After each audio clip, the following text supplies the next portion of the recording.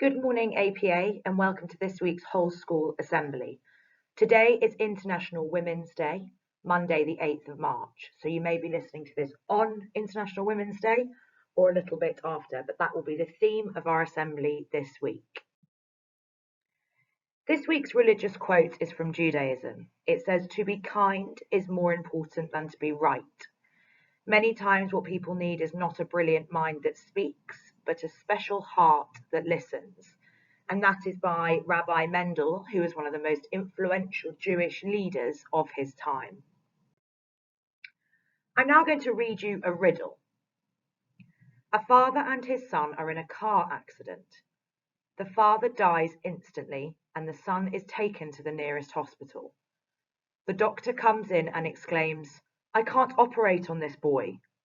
"Why not?" the nurse asks. "Because he's my son."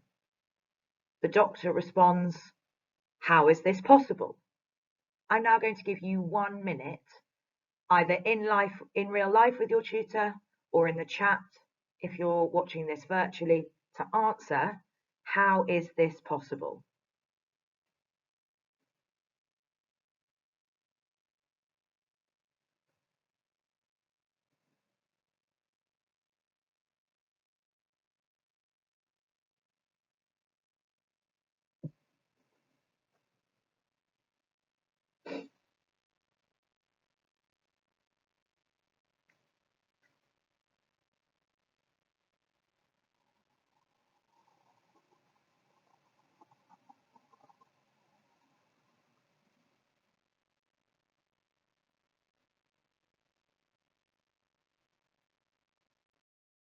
Okay, so the answer, which some of you may have got, you may have worked out in your tutor groups or worked out alone. The answer is, the way that it is possible is that the doctor is his mother. Now, I don't know about you, but I know that when I first heard this riddle, and when I was with people when I first heard this riddle, we really struggled to come to the answer. We couldn't work it out. We couldn't get our head around it. And then when we found out the answer, it really made us think, why? Why do we not automatically default to saying that the doctor is his mother? Why does our brain take us away from that being a natural transition in our thought process? Now, the reason why we don't do that is something called gender bias, and that is going to be the theme of this assembly today. The reason why we don't do that and we don't naturally go towards the answer that the doctor would be his mother is gender bias. So what is gender bias? Some of you might know, some of you might have heard family, friends, teachers talking about it, but the actual definition is an inclination towards or prejudice against one gender. So gender meaning male or female, and it is an inclination, so a leaning towards one or a prejudice against one gender. So inequality, more often than not, towards a woman is prejudice against a woman. So assumptions are made that a male could do something, or a woman or a female could not do something, or would not be able to achieve something based on their gender, or women can simply just be poorly represented. Therefore, there is a bias. And what a bias means that it is not equal. So I'd like to give you some examples of gender bias, just to get you thinking and to kind of draw your thought to where you might have seen this before. So here is a tweet from someone called Dr. Jessica McCarthy. And she wrote, "At a NASA Earth meeting 10 years ago, a white male postdoctor interrupted me to tell me that I didn't understand human drivers of fire and that I definitely needed to read McCarthy et al. I looked him in the eye, pulled my long hair back so he could read my name tag and said, 'I am McCarthy et al.' So in that circumstance there, perhaps this man assumed that Dr. Jessica McCarthy, because she was a woman, wouldn't have read this book, when actually she was the author, the female author of that book. Another example is a quote I took from BBC News not that long ago. that says, due to gender stereotyping, so the assumption that a male and a female should do certain things or be a certain way, men are often reluctant to apply for jobs that involve looking after children or older people. So the stereotype there is that to look after children or to work with older people is a woman's job, a female job. And then finally, I found the statistic that fewer than 40% of countries currently in 2021 offer girls and boys equal access to education. So I'll read that again and make you really think about it. Fewer than 40% of countries, so that's 40% or below, offer girls and boys equal access to education.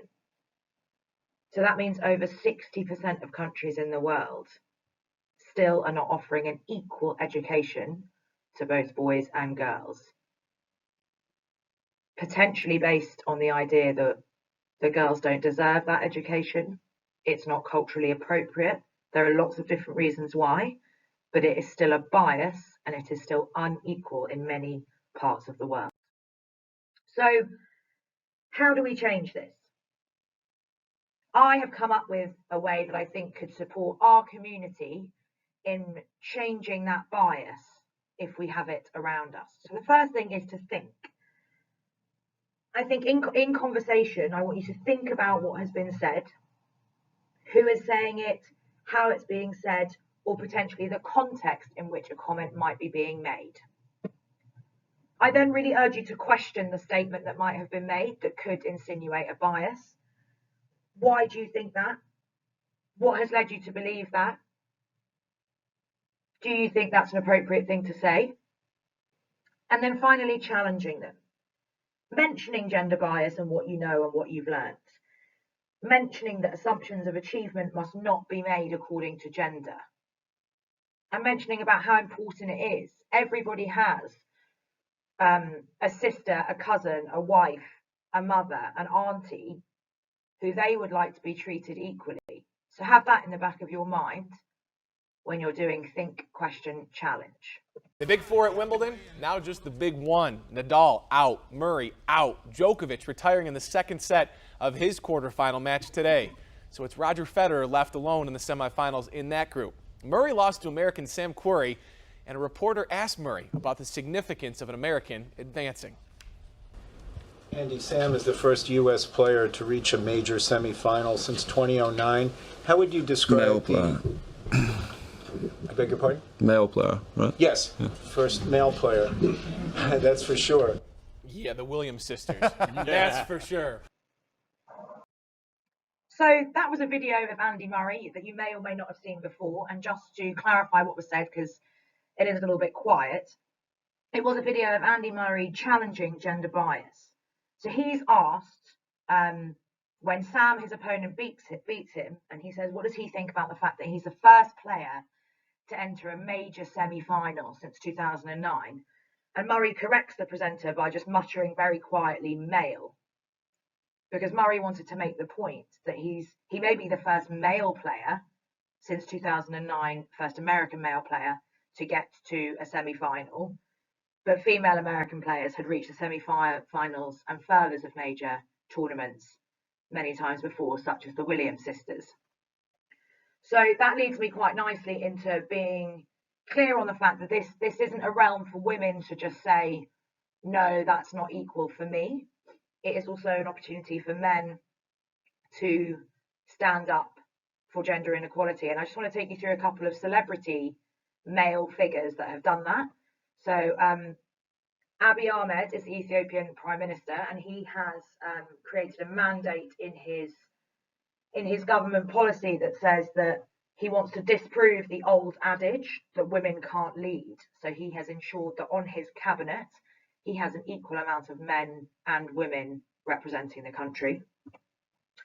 Benedict Cumberbatch, who is an actor who you may or may not know, he played Sherlock Holmes most famously and is Doctor Strange in some of the Marvel films. He said that he would never take a role if the female lead wasn't being paid equally to him, because in some professions, women are paid less than men for doing the same job, and he said he would never take a role if they weren't paid equally. Steph Curry, who is a professional American basketball player, he has written a public letter of support of gender equality and has kind of put it out into the ether, urging more political movements towards supporting gender equality. And then finally, John Legend, the musician, last year donated $200,000 to a Time's Up fund, him and his wife, which provides legal support and representation for women who are victims of domestic violence. So it is not a place just for women to stand up for themselves. And I don't want young men or men to feel like it's not their place to say something. So the Think, Question, Challenge applies both to men and women. So finally this week, I want you to kind of move through your week, and it's your first week back, albeit maybe not a whole week. And I'd like you to think and question and challenge. The hashtag Choose to Challenge is the International Women's Day hashtag for this year. So they are really urging people to have those conversations and open dialogues around gender inequality. And then at the bottom, I've just put a few things that if you are interested in this kind of thing, and would like to read more about inequality, or would like to become more skilled in the way that you handle these conversations, there's a podcast and two books, one for girls and one that's written for boys, that could help you in doing that. So I hope you have a wonderful week, and I hope that this assembly has been informative and gives you something to think about for the rest of the week.